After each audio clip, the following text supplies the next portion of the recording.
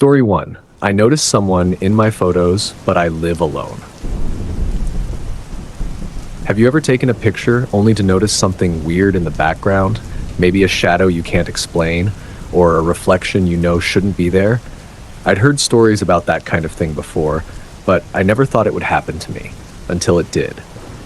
I used to think my life was pretty normal. I had a decent job, lived in a small apartment downtown, and enjoyed my little routines. Coffee in the morning, podcasts during the commute, Netflix after a long day at work. I wasn't the type to believe in the paranormal or supernatural, though I'd always had an overactive imagination. But what happened to me, I still can't explain it, even now. It all started with a simple photo. I had this habit of taking random pictures on my phone, just to remember small moments. You know, a cup of coffee that looked particularly good, or the way the sunlight hit the window just right. Harmless stuff. That night, I'd been sitting on my couch after work, sipping a glass of wine, enjoying the quiet. I felt like capturing the moment, so I turned the camera on myself. Just a quick selfie, nothing fancy. I didn't think much of it at the time. I mean, why would I? I took a look at the picture, smiled at how tired I looked, and set my phone down. That's when I noticed something strange. At first, I thought it was just a smudge on the screen. But when I looked closer, I realized it wasn't. In the background, right near the doorway to my kitchen, there was something. A shape. It was blurry, almost like a shadow, but there was something unnerving about it. It looked like a person, just standing there, barely visible. I laughed it off. It had to be a trick of the light. Maybe my mind was playing games with me because of the wine. I deleted the photo without giving it a second thought, but the feeling stayed with me. The next morning, I woke up to a message from a friend of mine, Jess. She'd been out of town for a couple of weeks, but we kept in touch through texts and the occasional video call. Her message read, "Hey, I saw the picture you posted last night on Instagram. Who was that behind you?" I froze. I hadn't posted any pictures the night before. In fact, I hadn't posted anything on Instagram for a while. My heart began to race as I replied, "What picture are you talking about?" Within seconds, Jess sent me a screenshot. My photo, the one I had deleted, was staring back at me. And there, in the background, was that same shadowy figure, clearer now than I remembered. It looked almost human, but the features were still indistinct, like it was melting into the darkness. I couldn't breathe. "I didn't post this, Jess." I texted her back, my fingers trembling. "I deleted it." There was a long pause before she responded. "Are you messing with me? It's on your profile right now." I quickly opened my Instagram app, my hands shaking so badly I almost dropped my phone. Sure enough, the photo was there, front and center, with a caption that I hadn't written, "Just a quiet night at home." I deleted it immediately, heart pounding in my chest. How the hell had it gotten there? I was sure I hadn't uploaded it. Was my account hacked? But why would someone post that particular photo? I didn't want to think about the shadow. The day passed in a blur of anxiety. I kept glancing at my phone, half expecting the picture to reappear.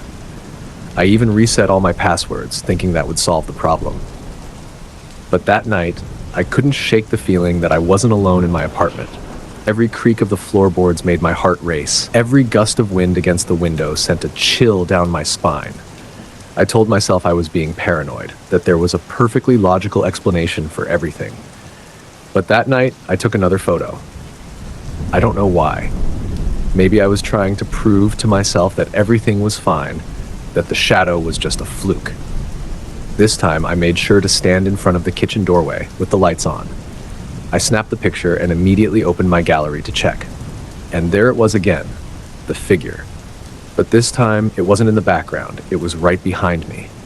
I could see its face now, twisted, distorted, like a reflection in a broken mirror. Its eyes were wide, dark hollows, and its mouth was stretched into a grin that made my skin crawl. I screamed, dropping my phone onto the floor.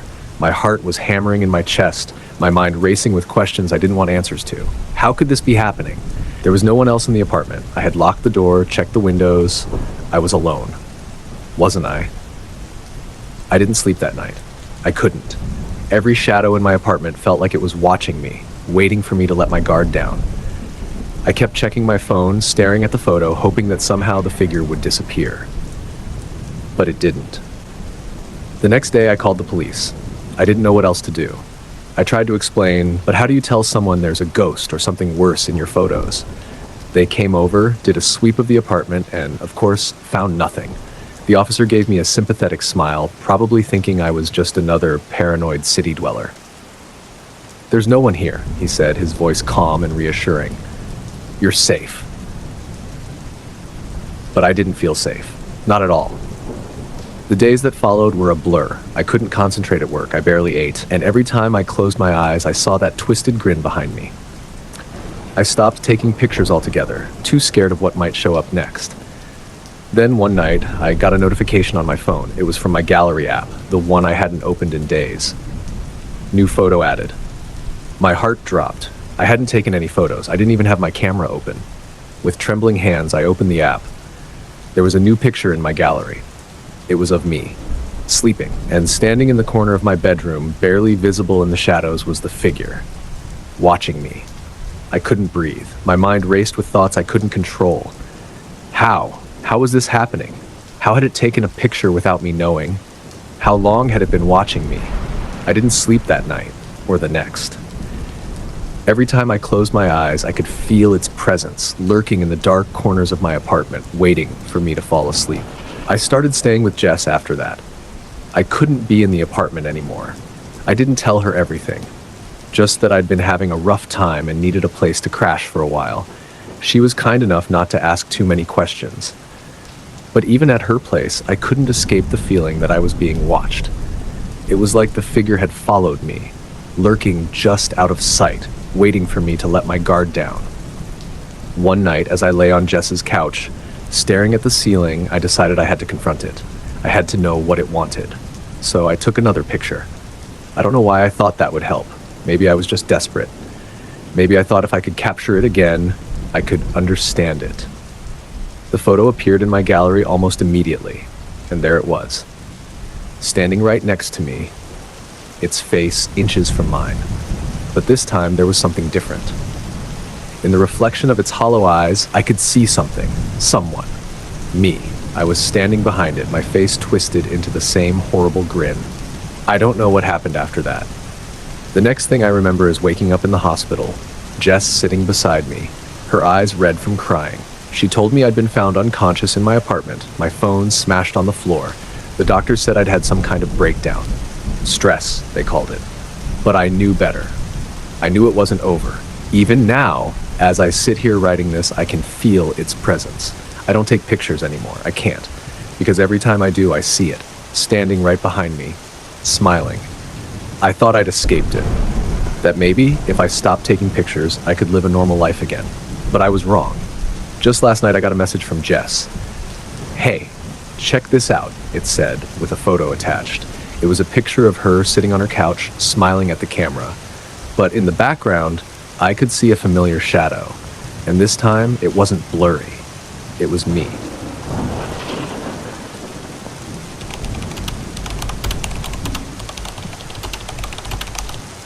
Story 2. The Man Who Never Left. You ever hear a story so strange that you can't quite shake it from your mind? It's like an itch at the back of your brain that won't go away, no matter how hard you try. That's how it was with me. I heard the story a few years ago, and even now, when I'm alone in my house at night, I can't help but think about it. It all started when I moved into my new apartment. I'd found a great deal on a place just outside the city. It was quiet, spacious, and just old enough to have a bit of character without feeling like it would fall apart. The landlord seemed eager to rent it out, though I didn't think much of it at the time. Maybe I should have. The day I moved in was uneventful. Just the usual unpacking, organizing, and figuring out where to put all my stuff. I spent most of the day setting up my bedroom, getting my furniture arranged just the way I liked. By the time the sun started to set, I was exhausted but satisfied with the progress I'd made. That's when I first noticed the door. It was in the hallway just across from my bedroom. I hadn't really paid attention to it when I was moving in. It just seemed like a regular closet door. But something about it caught my eye as I walked past. Maybe it was the way the light from the hallway seemed to flicker as I approached, or the fact that the door seemed too small. I didn't think much of it at the time. I just assumed it was a storage space or something. Still, I made a mental note to check it out later. That night, I lay in bed, staring up at the ceiling, trying to fall asleep. But every time I closed my eyes, my thoughts drifted back to that door. Why hadn't I noticed it before? And why did it seem so out of place? Eventually, my curiosity got the better of me.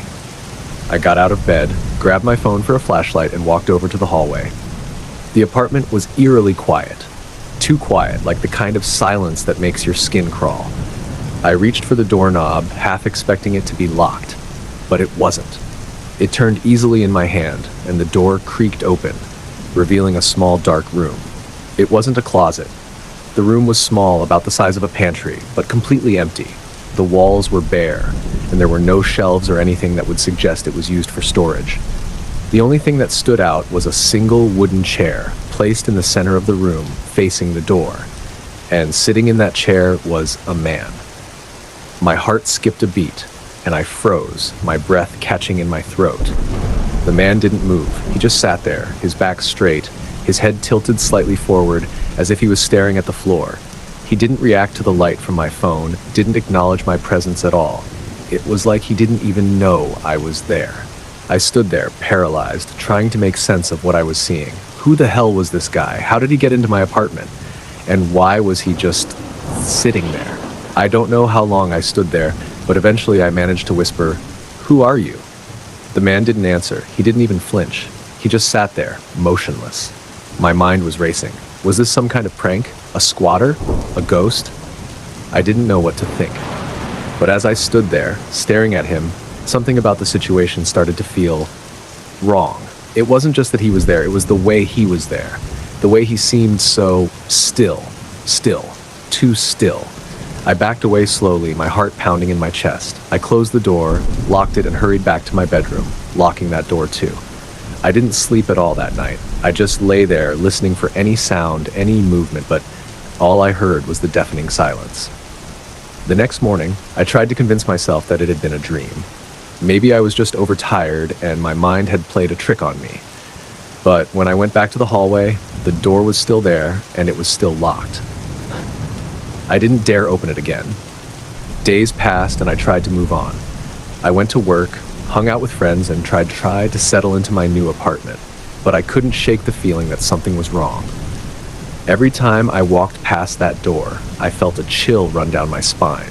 It was like the air around it was colder, heavier. One night I decided I had to check the door again. I had to know if the man was still there, if he was real, or if I had imagined the whole thing. I unlocked the door, my hands shaking as I turned the knob. The room looked exactly the same as it had the first time, empty except for the chair in the center. But this time, the chair was empty. The man was gone. A wave of relief washed over me.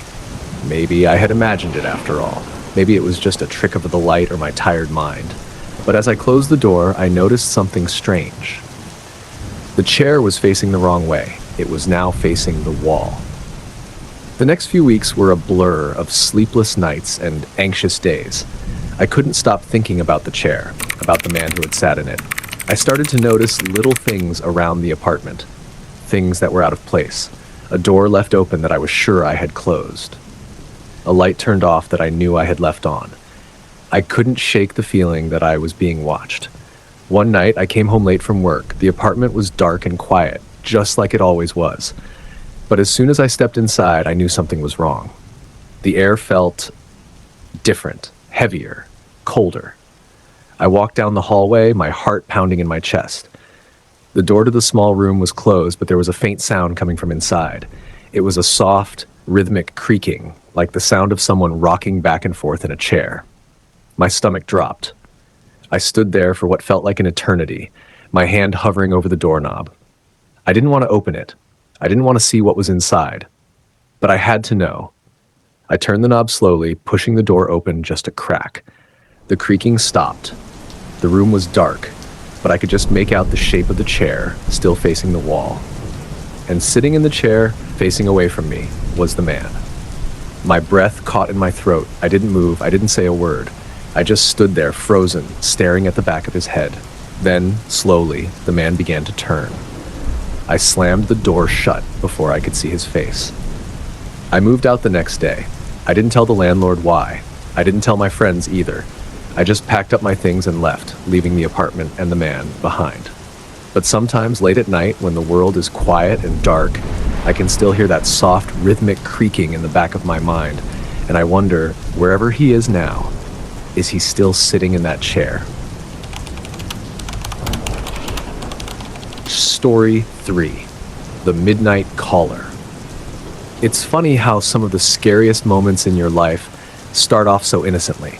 I had always been a night owl, staying up late, playing video games, or scrolling through my phone. So when I started receiving late-night calls from an unknown number, I wasn't immediately concerned. The first one came at around 12:45 a.m. I was lying in bed watching some YouTube videos when my phone buzzed. The screen lit up, showing unknown caller. It startled me for a second, but I brushed it off as some random telemarketer who didn't know better. I let it ring until it stopped, then went back to my video. About 5 minutes later, the phone rang again.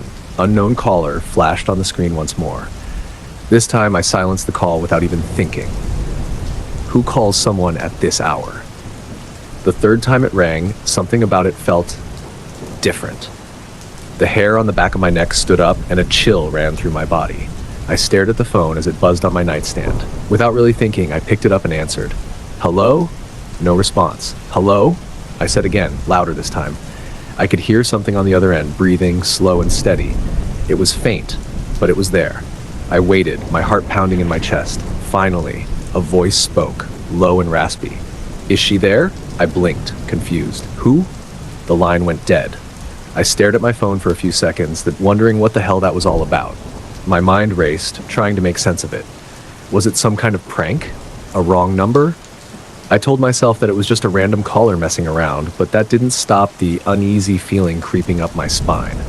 I set my phone back on the nightstand and tried to shake it off. But I couldn't. Something about that call felt off. The next night, I stayed up late again. Around the same time, 12:45 a.m., my phone buzzed. Unknown caller. This time I hesitated. Should I answer it again? My hand hovered over the screen for a few seconds before I finally hit accept. Hello? I said, my voice a little shaky this time. Silence. Then, the breathing. It was the same as before, slow, deliberate, and just quiet enough to send a shiver through my body. I didn't speak this time. I just waited. After a long pause, the same voice came through the speaker, even softer now. She's waiting. Before I could respond, the line went dead again. This time, I felt something shift in the air around me. My room, which had been warm and cozy just moments before, suddenly felt cold. I looked around, half expecting to see someone standing in the corner, watching me. But the room was empty. I was alone. I locked my phone and set it face down on the nightstand, trying to calm my nerves. Maybe it was just a sick joke.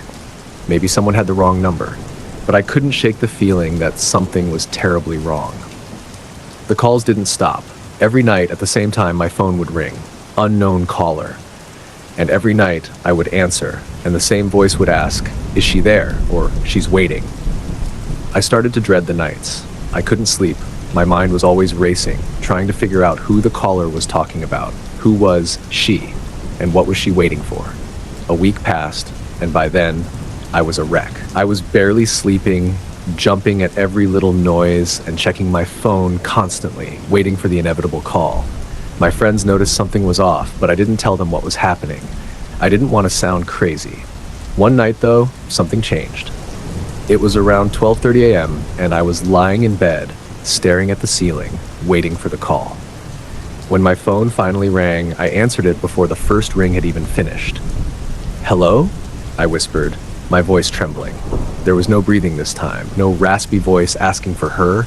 Instead, there was a faint sound in the background. At first, I couldn't make it out, but as I listened closely, I realized it was music. Soft, eerie music, like a distant piano playing a haunting melody.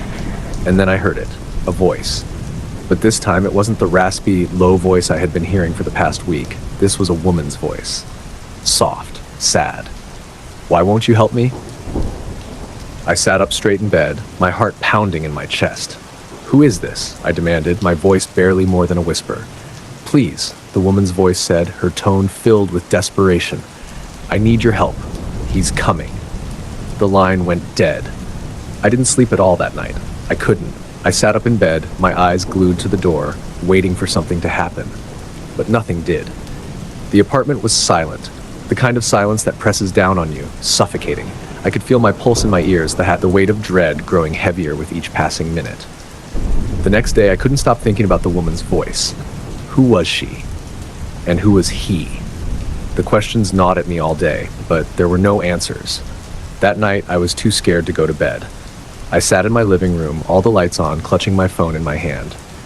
When it finally rang at 12:45 a.m., I almost didn't answer it, but something compelled me to.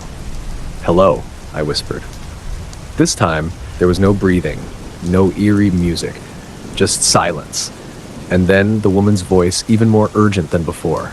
"He's here," she said, her voice trembling with fear. "You have to stop him." "Who? Stop who?" I asked, my voice shaking. But before she could answer, the phone was ripped from my hand. I gasped, scrambling to grab my phone, but it wasn't there. It had vanished. I looked around the room, my heart racing, but everything was still. The only sound was the soft ticking of the clock on the wall, and then the lights flickered. I froze, my breath catching in my throat. The room grew colder, the temperature dropping so quickly that I could see my breath in the air. My eyes darted to the front door, half expecting it to burst open at any moment.